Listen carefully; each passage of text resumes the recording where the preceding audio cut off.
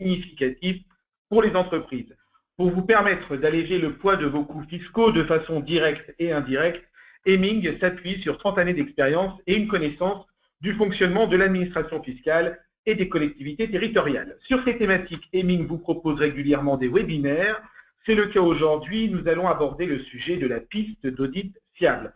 Alors, rappelons rapidement le contexte. Depuis janvier 2014, l'ensemble des procédés de facturation ont la même valeur probante. Cet assouplissement s'accompagne toutefois d'une exigence nouvelle pour les sociétés, à savoir la démonstration par le contribuable de l'existence au sein de l'entreprise d'une piste d'audit fiable. Celle-ci garantit le lien entre la facture reçue, l'opération commerciale réalisée et le règlement de la facture. La finalité est de pouvoir justifier auprès de l'administration fiscale l'origine de la facture, l'intégralité de son contenu et sa lisibilité. Alors, piste d'audit fiable, contrainte ou opportunité, c'est le sujet de ce webinaire. Et nous accueillons nos deux intervenantes aujourd'hui, Moïtsa et Ondine. Bonjour. Bonjour.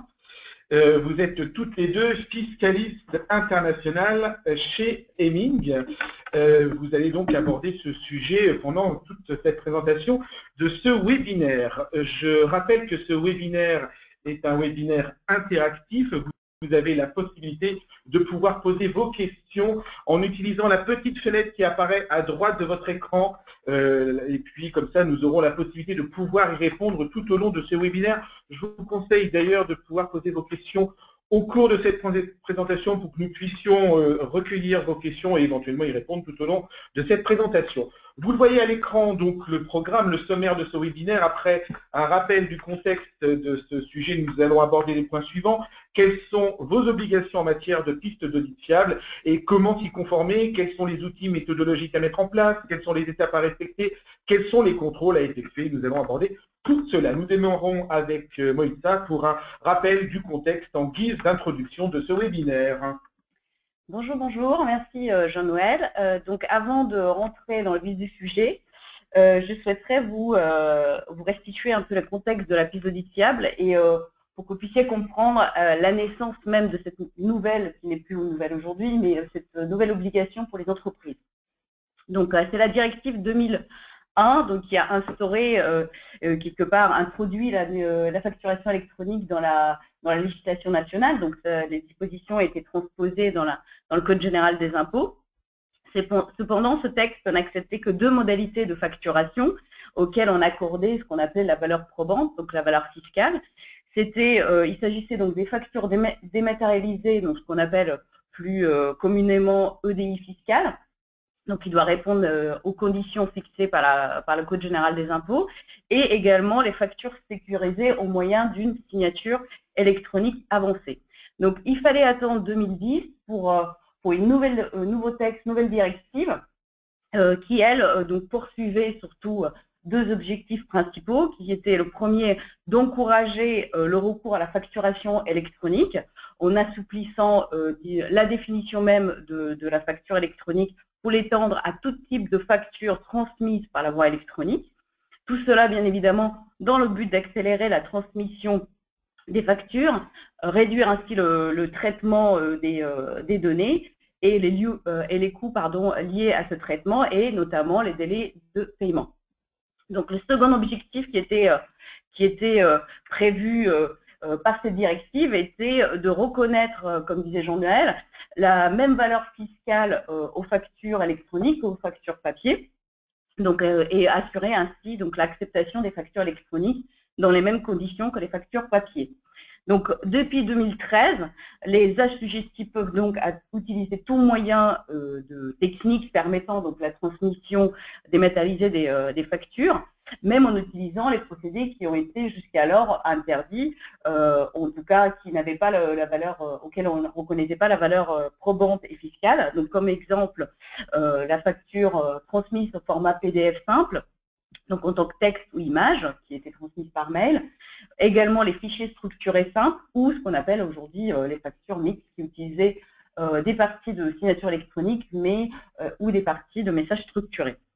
Donc bien évidemment, cette flexibilité s'accompagne toutefois des nouvelles obligations pour les entreprises qui doivent, celles qui utilisent justement les formats de facture papier ou fichier PDF simple, aujourd'hui sécuriser cette facturation par la mise en place des contrôles permanents et documentés permettant de garantir cette fameuse piste d'audit fiable.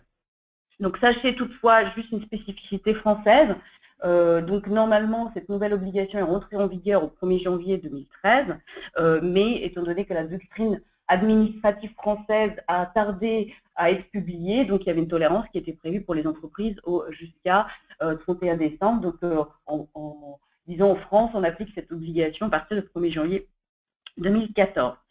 Maintenant qu'on a évoqué le contexte, et les origines donc, de cette piste d'audit fiable, intéressons-nous aux obligations et aux enjeux qui en découlent. Donc, de quoi parle-t-on? La piste d'audit fiable, on va y revenir tout au long de cette présentation, c'est un mode de sécurisation de factures par la mise en place donc, des contrôles permanents et documentés qui permettent justement de garantir le lien entre une facture justificatif comptable et fiscal et la réalité d'une opération facturée. Donc, elle doit respecter un certain nombre d'exigences, on y reviendra, et présente un certain nombre d'enjeux et des bénéfices pour les sociétés. Donc, il existe aujourd'hui 3 procédés d'échange de factures électroniques, donc autorisés fiscalement, hein, c'est-à-dire celles qui donnent une valeur probante, une valeur fiscale à une facture donc, qui lui permet d'être jugée comme une pièce comptable et fiscale, à l'appui desquelles les entreprises peuvent valoir leurs droits, notamment le droit à la déduction de TVA. Donc, nous connaissons aujourd'hui la facture électronique signée, donc c'est ce qu'on appelle plus vulgairement la voie électronique. Donc, il faut qu'il s'agisse d'une facture électronique signée qualifiée, donc 3 RGS 2 étoiles minimum. Donc, c'est une signature avancée qui repose sur un certificat électronique. On y reviendra pas forcément plus en détail. Ensuite, EDI fiscal, donc c'est un message structuré, donc qui permet également de, selon une norme convenue entre les parties, d'échanger les factures. Et le 3e mode de sécurisation qui est donc piste d'audit fiable, qui s'applique donc, qui est obligatoire notamment pour toutes les autres formats et de transmission donc de factures, donc que ce soit sous forme papier ou forme électronique. Donc je m'explique, la piste d'audit fiable concerne aujourd'hui tous les assujettis qui transmettent leurs factures donc sous format papier, scanné ou non, ou électronique, par exemple PDF simple, ou les factures électroniques qui ne respectent pas toutes les conditions prévues par le Code général des impôts pour pouvoir bénéficier d'une facture électronique avancée ou EDI fiscale. Mais quelle est la finalité donc de cette piste d'audit fiable? Donc plusieurs finalités. Donc avant tout, elle doit garantir 3 grands principes donc, qui sont l'authenticité de l'origine, intégrité du contenu et la lisibilité des factures. Authenticité, donc qu'est-ce que ça veut dire? Ça veut dire qu'il faut pouvoir démontrer que la personne qui a établi la facture est bien la personne qui a rendu le service ou livré le bien. Donc on y reviendra tout à l'heure, Andine vous expliquera comment justement on atteste ce genre d'authenticité de l'origine. L'intégrité, donc il faut pouvoir garantir que la facture, que la société passe en comptabilité correspond bien exactement à la facture qui a été éditée par le fournisseur concerné. Et la lisibilité, il faut pouvoir donc présenter la facture dans un format lisible par tous, aussi bien par les collaborateurs en interne que par le vérificateur fiscal. Donc, et bien évidemment comporter toutes les mentions obligatoires. Donc la piste d'audit fiable permet aujourd'hui d'apporter la preuve de validité des factures et de convaincre donc le vérificateur fiscal du sérieux des processus internes liés à la facturation, et également de vérifier donc si la substance même de la facture est correcte, c'est-à-dire si la prestation rendue ou le bien livré est bien conforme à la présentation qui en est faite sur la facture, bien évidemment en quantité et la qualité, et si l'émetteur de cette dernière dispose dès lors donc d'un droit au paiement.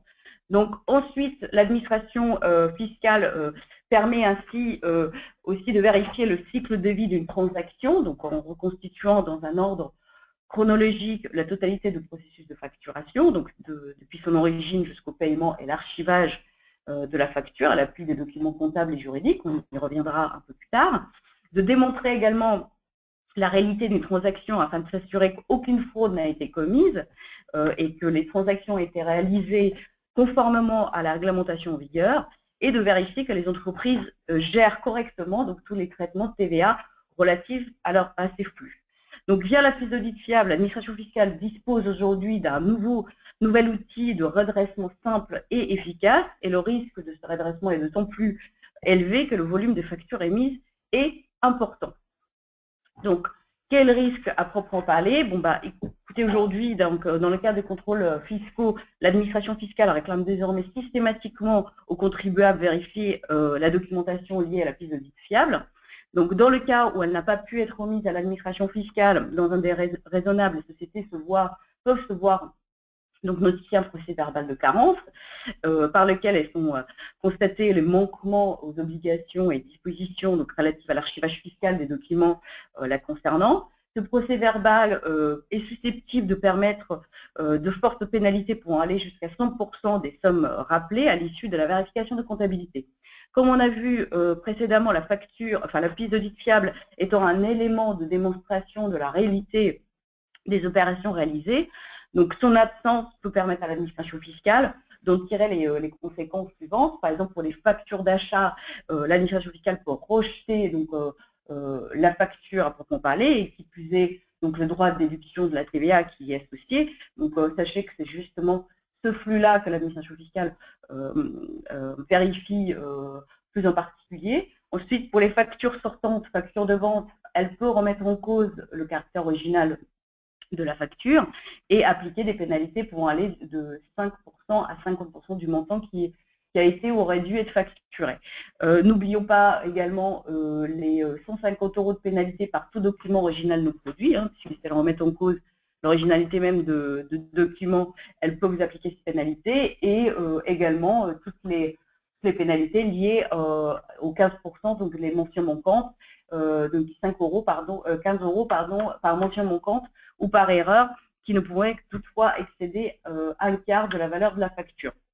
Donc, pour les factures de vente, l'administration fiscale ne les vérifie pas vraiment, mais enfin, vous êtes quand même obligé de respecter les obligations liées à la fiche d'audit fiable, puisqu'on se voit mal en cas de rejet de son caractère original, la restitution par l'administration fiscale, par exemple, de la TVA collectée sur ces factures qui n'auraient pas respecté les obligations de la fiche d'audit fiable.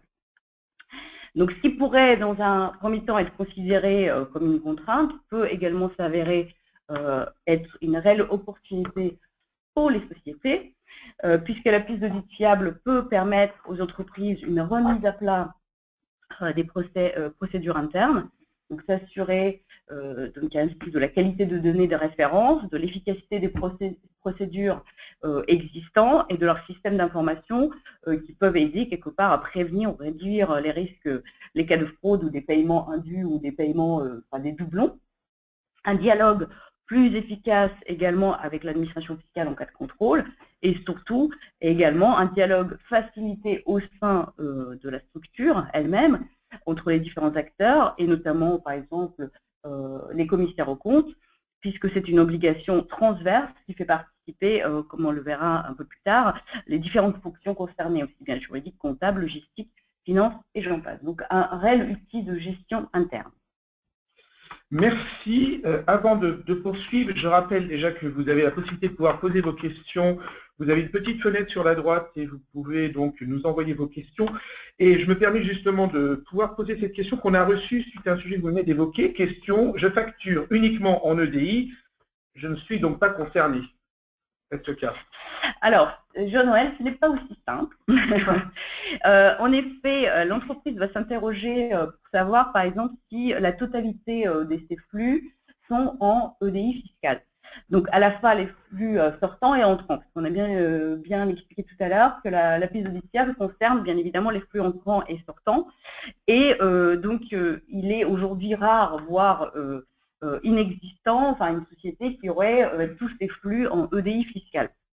Donc, on peut effectivement gérer la facturation en interne, mais on ne peut pas utiliser et gérer la facturation qui est utilisée par les fournisseurs ou prestataires. Donc, comme on a dit, cela concerne les flux sortants et entrants. Et aujourd'hui, voilà, on peut vraiment considérer et affirmer qu'aucune société ne reçoit 100% de factures en EDI fiscale ou facturation électronique avancée. Donc aujourd'hui, on peut affirmer que toutes les sociétés sont concernées par la piste d'audit fiable, puisque au moins un des flux qui les concerne n'est pas forcément sécurisé au moyen d'un EDI fiscal ou la signature électronique avancée. Donc c'est devenu la piste d'audit fiable une espèce de mode de sécurisation de facture de droit commun. Donc tout le monde est concerné. Merci de cette précision. Alors, on va poursuivre avec vous, Ondine, et se poser la question, comment se conformer à cette démarche? Oui, tout à fait. Merci Jean-Noël. Donc, après avoir vu les obligations, les textes aujourd'hui sont silencieux quant à la mise en place d'une réelle piste d'audit fiable et ce qu'attend l'administration fiscale aujourd'hui en cas de contrôle de la part des entreprises sur ce sujet. Donc, je vais essayer de vous exposer aujourd'hui comment mettre en place une piste d'audit fiable. Donc, afin de se conformer à ces obligations, il convient de mettre en place 3 actions cumulatives qui sont cartographiées, documentées, archivées et auditées. Donc, nous allons voir ensemble dans le détail les démarches à mettre en œuvre au sein de chaque action. Et donc, je vais commencer par la cartographie, donc, qui est la première action réellement à mener au sein de votre entreprise. Cette cartographie consiste à cartographier vos flux de facturation, car c'est en cas de contrôle le premier point que l'administration fiscale va regarder et elle va vous demander ces cartographies. Alors, à ce stade, il convient de rédiger autant de cartographies qu'il existe de schémas de facturation. Et pour ce faire, il est impératif de lister les fournisseurs et clients, mais comme l'a mentionné Moïtsa en première partie, il vaut mieux s'attendre à ce que l'administration contrôle les fournisseurs, enfin vos flux fournisseurs, donc un focus sur les cartographies fournisseurs, et de regrouper par schéma de facturation ces fournisseurs. Il ne s'agit pas ici de faire une seule et unique cartographie pour vos flux d'achat ou vos flux de vente. Alors, je m'explique. Si vous devez mettre un bon de commande pour vos achats avec les fournisseurs A, B et C, vous devez mettre en place une cartographie spécifique à ces fournisseurs. En revanche, si vous n'avez pas besoin de bon de commande pour vos achats auprès des fournisseurs D, E et F, il vous faudra mettre en place une deuxième cartographie. En résumé, chaque cartographie doit représenter la matérialité de vos schémas de facturation de manière exhaustive. Donc, on voit que ce travail nécessite du temps et une bonne connaissance de vos flux au sein de votre entreprise, et cela impliquera de votre part de constituer en fait une équipe projet avec des interlocuteurs qui sont issus des départements différents au sein de votre entreprise. Donc, comme je l'ai dit, ces cartographies nécessitent du temps. Vous pouvez d'ores et déjà faire un tri sur les cartographies qui sont réellement nécessaires à faire. Donc, seuls les schémas de facturation donnant droit à récupération de TVA de manière directe ou indirecte doivent faire l'objet d'une cartographie. Et de même, les schémas de facturation donnant lieu à exonération de TVA doivent également être cartographiés. Donc, à titre d'exemple, vous avez ici une cartographie d'un flux fournisseur correspondant à des achats avec commande. Donc, on voit bien que cette cartographie reprend chaque étape du flux de facturation, donc à savoir la contractualisation, la commande, la logistique, la facturation et enfin la trésorerie. Alors, cette cartographie peut permettre également de préciser les documents qui sont liés au flux de facturation, et on peut ainsi donc voir sur cet exemple l'existence de l'émission d'un bon de commande ou d'un bon de livraison. Alors, cette cartographie et notamment ces documents me permettent de faire la transition avec la deuxième action qui est impérative et qui convient de mettre en place au sein de votre entreprise, à savoir documenter et archiver. Donc, en effet, la conservation et l'archivage des documents relatifs à la piste d'audit fiable constitue également une étape obligatoire afin de répondre aux exigences de la piste d'audit fiable. Donc, au maximum, 5 grandes étapes jalonnent un flux de transactions au regard de la piste d'audit fiable. Et il s'agit de la phase contractuelle, de la phase commande, de la phase livraison-réception, de la phase facturation et enfin de la phase trésorerie. Alors, il convient ici de recenser l'ensemble des documents juridiques et commerciaux en lien avec chaque phase. Donc, quels sont ces documents à recenser? Il s'agit notamment des contrats, des devis, des bons de commande, des bons de livraison et réception, des relevés bancaires ou encore des avis de paiement. Donc, en fait, on va dire que tous les documents liés à chaque étape sont propres au flux de facturation et c'est à vous de réellement recenser, si ce n'est qu'à titre indicatif, les documents mentionnés. Donc, en pratique, il convient d'impliquer un certain nombre d'acteurs au sein de votre entreprise, comme je l'ai déjà mentionné, donc notamment la direction comptable et fiscale, la direction des achats et ventes, la logistique, douane et la DSI, compte tenu de l'étendue effectivement de la piste d'audit fiable. Une fois ce recensement effectué, il convient d'identifier de quelle manière ces derniers sont conservés et archivés.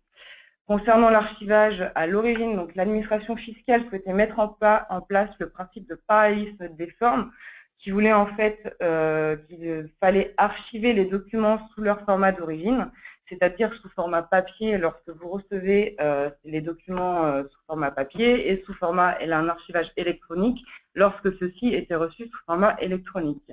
Toutefois, l'administration fiscale depuis 2016 a un peu abandonné ce principe de parallélisme des formes et le choix du format de l'archivage pour les entreprises est libre, à l'exception de la facture qui doit être conservée sous son format d'origine. Donc l'étape documentée et archivée nécessite d'une part de savoir gérer l'ensemble de vos bases documentaires, mais d'autre part de savoir retrouver l'ensemble des documents à partir de l'un d'eux, et ce dans un espace-temps restreint. En effet, sachez qu'en cas de contrôle relatif à la piste d'audit fiable, vous disposez uniquement d'une dizaine de jours entre la demande de l'administration fiscale et le jour de la présentation des documents à désarchiver. Donc, afin d'établir que votre piste d'audit est fiable, une dernière action et pas des moindres doit être mise en œuvre, et il s'agit du contrôle documenté et permanent. Alors, il existe deux grandes catégories de tests à effectuer qui sont indispensables afin de satisfaire aux exigences de la piste d'audit fiable. Donc, il s'agit dans un premier temps du contrôle d'admission des factures et dans un deuxième temps du contrôle à blanc. Ces deux catégories de contrôle doivent obligatoirement faire l'objet d'une documentation pour les plus grandes entreprises. Concernant les contrôles d'admission des factures, il convient de s'assurer et de contrôler plusieurs points, notamment la conformité des mentions obligatoires sur facture, que la facture n'a pas fait l'objet d'un double enregistrement ou d'un double paiement, que la facture a été adressée au bon moment et au bon interlocuteur, ou encore, par exemple, s'assurer de l'existence d'une procédure de validation de la régularité de l'opération qui a donné lieu à facturation. Cette procédure de contrôle étant en fait assez classique aujourd'hui, dès lors que normalement toutes les entreprises doivent respecter ces conditions afin de déduire ou récupérer de la TVA. Nous allons passer à la deuxième catégorie de contrôle qui correspond au contrôle à blanc. Concrètement, ici, il s'agit à minima, une fois par an, d'effectuer un test dans des conditions réelles de contrôle fiscal. En pratique, il convient de sélectionner par les cartographies que j'ai mentionnées juste avant un échantillonnage de factures, par exemple celles qui génèrent le plus de TVA déductible parce que on peut imaginer que l'administration fiscale viendra contrôler cette catégorie de factures.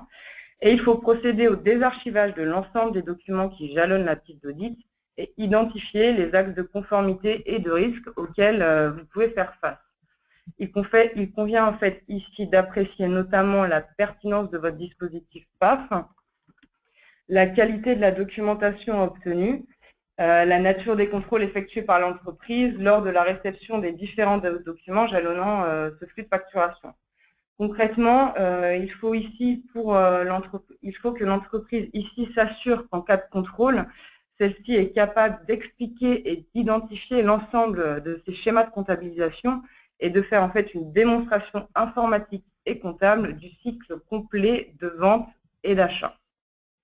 Les plus grandes entreprises, comme je le mentionnais, doivent rédiger une documentation permettant de prouver que les contrôles ont bien eu lieu.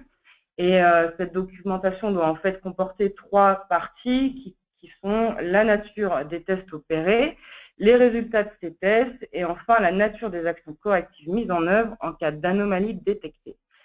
La fréquence, on le voit, et la matérialisation au sein d'une documentation de ces contrôles dépendent de plusieurs critères. Ainsi, les contrôles établissant la piste d'audit fiable doivent être adaptés à la taille de la société, la nature de son activité, la volumétrie des factures émises et reçues, et bien sûr les enjeux de TVA des transactions. Donc l'administration fiscale, en cas de contrôle, ne demandera pas les mêmes documents à une grande entreprise par rapport à une petite entreprise ou à une entreprise qui a un montant de TVA déductible plus grand qu'une autre entreprise.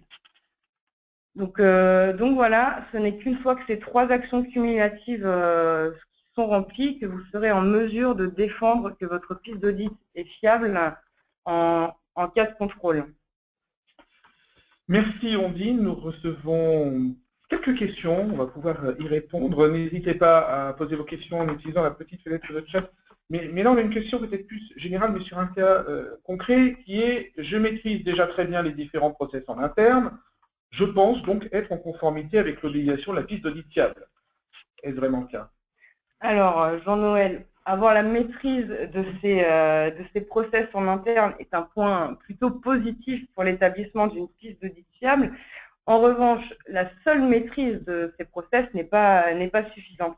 En effet, comme nous venons de le voir, il convient impérativement de cartographier l'ensemble de ces flux de facturation. En connaissant effectivement ces process, on n'a pas forcément ces cartographies qui sont rédigées. En effet, les entreprises ne disposent pas nécessairement d'une procédure interne écrite et surtout exhaustive qui couvre l'ensemble des flux de facturation et qui permettent ainsi d'apprécier la qualité et la gestion du contrôle des flux. Très bien. Merci Ondine. Que doit-on retenir de tout cela? Moïsa, en conclusion. Alors, comme on a pu le voir tout au long de cette présentation, les sociétés doivent aujourd'hui être en mesure de documenter leurs opérations d'achat et de vente et de retracer donc les étapes de leur processus de facturation. Le design de la piste d'audit fiable et sa formalisation dans une documentation ne sont pas un exercice facile pour les entreprises aujourd'hui, faute notamment d'indications précises de la part de l'administration fiscale. Parce que concrètement, ce qui existe par exemple pour EDI fiscale ou la facturation via une signature électronique, aujourd'hui pour la piste d'audit fiable, la doctrine fiscale est volontairement courte et ne pose pas de cahier des charges la concernant.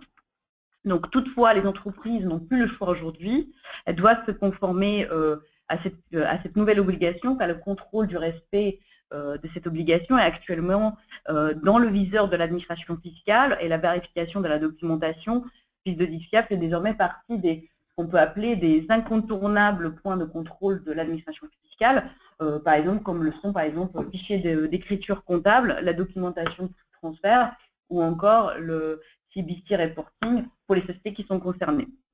Donc la documentation piste d'audit fiable est en effet systématiquement réclamée aux assujettis au début de contrôle fiscal. Donc compte tenu, comme on l'a vu tout à l'heure, des enjeux fiscaux et financiers, notamment au regard de la TVA déductible, l'élaboration de la documentation piste d'audit fiable ne doit plus être négligée aujourd'hui par les sociétés, mais doit au contraire être anticipée avant tout contrôle. Donc le mouvement, quelque part, de dématérialisation est lancé et ne cessera de s'amplifier. Il faut donc qu'il soit synonyme, si possible, d'opportunité pour les entreprises et non de contraintes. Comme on l'avait évoqué précédemment, la documentation peut représenter, comme on l'a vu, un bel outil d'optimisation de contrôle interne, permettant de réduire les cas de fraude et des coûts, de faciliter également les échanges avec l'administration fiscale et instaurer ainsi une relation de confiance avec cette dernière, un atout considérable à l'heure où l'administration fiscale, via des contrôles automatisés et permanents, s'invite presque en temps réel au cœur de la comptabilité des entreprises. Et bien évidemment, Heming peut vous accompagner dans cette démarche. Merci Moïsa, merci Ondine. Mais ça n'est pas fini, parce que nous avons plusieurs questions auxquelles vous allez pouvoir répondre. Alors, nous sommes en train de les recueillir. Première question, dans quel pays de l'Union européenne le principe de la piste d'audit fiable est-il applicable? Alors, comme l'a mentionné Moïse au début de cette présentation, les textes relatifs à la PIS fiable sont issus en fait d'une directive européenne. Donc chaque État, à charge de chaque État de la transposer en droit interne et en fait de l'intégrer en droit interne avec des spécificités. Donc on va dire que la PIS fiable aujourd'hui telle qu'elle est prévue en France n'est pas nécessairement la même qu'elle peut l'être dans les pays européens. Mais une chose est sûre, c'est que tous les pays européens doivent mettre en place une PIS fiable. En tout cas, ont dû transposer cette directive en interne. Le rapport d'audit doit-il être mis à la disposition de l'administration? Alors, concernant vraiment la documentation PIS d'audit fiable, donc une fois qu'un contrôle est engagé sur la PIS d'audit fiable, l'administration fiscale va demander, comme je l'ai mentionné, d'une part les cartographies et ensuite toute la documentation relative à la PIS d'audit fiable. Donc oui, elle doit être mise à disposition. En revanche, on va dire le format de cette documentation, c'est ce que je mentionnais également, varie en fonction de la taille de votre société. Alors, vous l'avez abordé tout à l'heure, mais on va bien repréciser. On a une question sur que doit contenir concrètement la documentation relative à la piste d'audit fiable qui doit être mise à la disposition de l'administration. Existe-t-il un cadre légal? Donc, que doit contenir concrètement cette documentation? Alors non, il n'existe pas de cadre légal et c'est un peu avec la pratique aujourd'hui et le retour des contrôles fiscaux qui ont eu lieu où on a un peu plus de détails sur ce que doit contenir une documentation. Donc cette documentation doit contenir autant de cartographie qu'il existe de schémas de flux de facturation au sein de votre entreprise. Un descriptif sur les documents et l'archivage qui sont liés à ces cartographies et à ces flux de facturation, et enfin un rapport d'audit sur les contrôles menés, donc c'est d'où les contrôles permanents et documentés, donc sur les contrôles que vous devez mener annuellement ou trimestriellement selon la taille toujours de votre entreprise.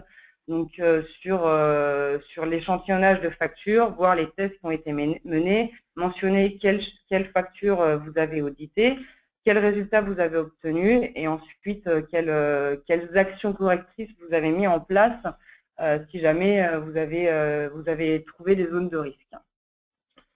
Autre question, quelles devraient être les modalités d'archivage des factures dans une autre forme qu'originale telle que prévue dans la loi modifiée 2017, nous demandons. Alors, la question est loin d'être réglée, disons. Effectivement, c'était prévu dans la nouvelle loi de finances qui disait que les factures, jusqu'à présent, les factures papier, surtout les factures papier, mais enfin les factures devaient être conservées sur leur format original. Donc, les nouvelles dispositions de la loi de finances prévoyaient que la facture papier pourrait désormais être, à partir du moment où elle est reçue, scannée par la société en question, sans que cela remette en cause justement l'authenticité de son origine. Cependant, aujourd'hui, il n'y a pas encore de décret d'application qui est sorti concernant les modalités donc justement de numérisation de ces factures. Donc pour l'instant, il nous est impossible de répondre à cette question. Mais cela va dans le bon sens. Disons que aujourd'hui, il semblerait que les factures, qu'elles soient reçues électroniquement ou papier, la société pourrait choisir leur mode de stockage et d'archivage correspondant. Donc ça a son importance également, puisque aujourd'hui, je pense que vous le savez, que les factures papier doivent, par exemple, être stockées sur le territoire français.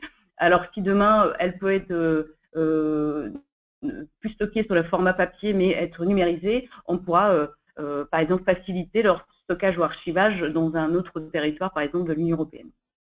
Juste une précision concernant justement les factures papier à archiver donc sous format papier. J'insiste vraiment, tant que le décret d'application n'est pas sorti, conservez vos factures sous format papier.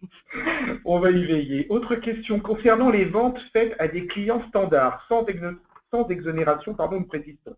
Doit-on comprendre qu'il n'y a aucune nécessité de piste d'audit? Non. Alors, effectivement, je l'ai un peu abordé dans ce sens-là tout à l'heure. Non, aujourd'hui, en fait, la piste d'audit fiable concerne aussi bien, et ça, on insiste là-dessus, aussi bien vos flux sortants que vos flux entrants. Donc, ça veut dire facture fournisseur et les factures clients.